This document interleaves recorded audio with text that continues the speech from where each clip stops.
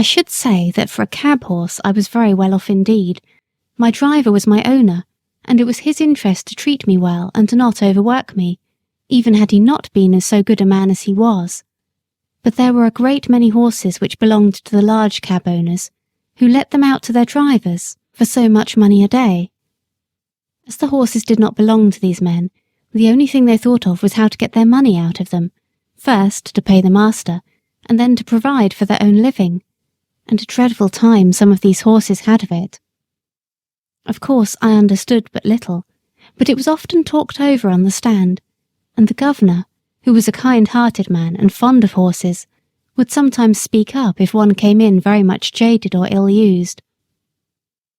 One day, a shabby, miserable-looking driver, who went by the name of Seedy Sam, brought in his horse looking dreadfully beat, and the governor said, "You and your horse look more fit for the police station than for this rank."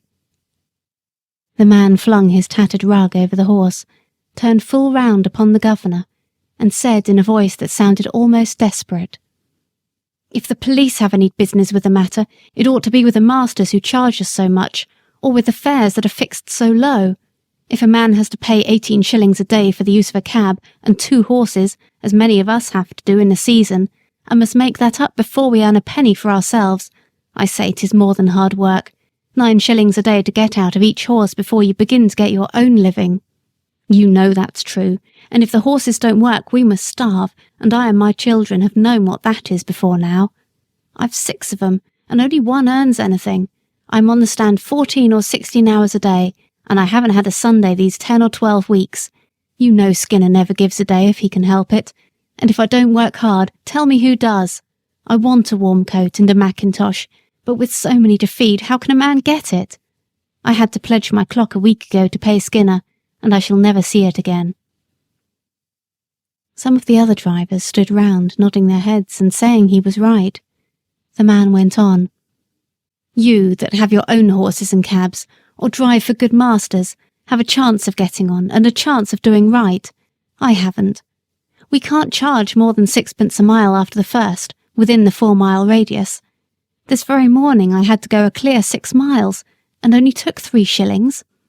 I could not get a return fare, and had to come all the way back. There's 12 miles for the horse, and 3 shillings for me. After that I had a 3-mile fare, and there were bags and boxes enough to have brought in a good many 2pences if they had been put outside, but you know how people do. All that could be piled up inside on the front seat were put in, and 3 heavy boxes went on the top. That was 6pence, and the fare 1 and 6pence. Then I got a return for 1 shilling.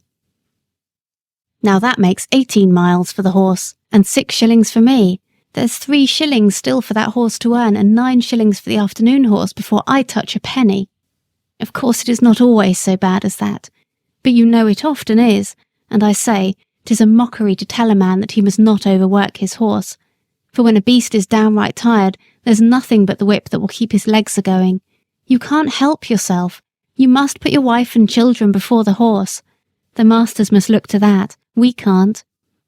I don't ill-use my horse for the sake of it. None of you can say I do. There's wrong lays somewhere, never a day's rest, never a quiet hour with the wife and children.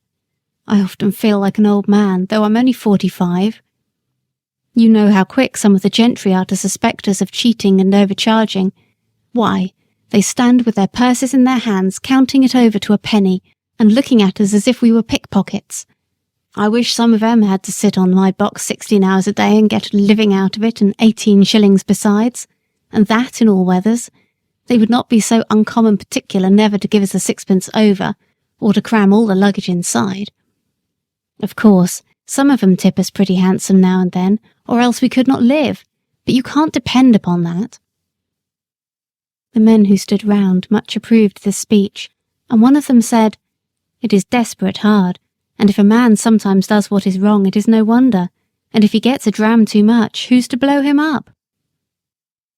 Jerry had taken no part in this conversation, but I never saw his face look so sad before.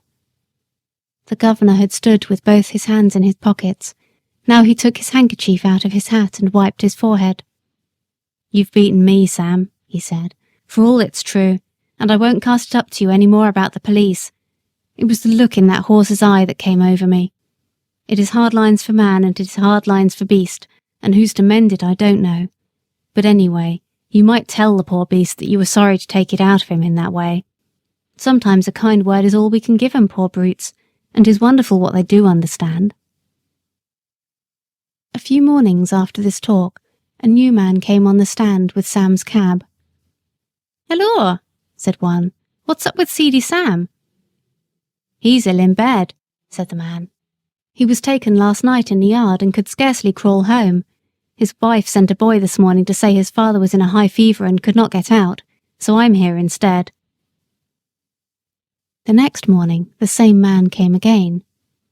"How is Sam?" inquired the governor. "He's gone," said the man. "What, gone? You don't mean to say he's dead?" "Just snuffed out," said the other. "He died at 4 o'clock this morning. All yesterday he was raving about Skinner and having no Sundays. I never had a Sunday's rest. Those were his last words."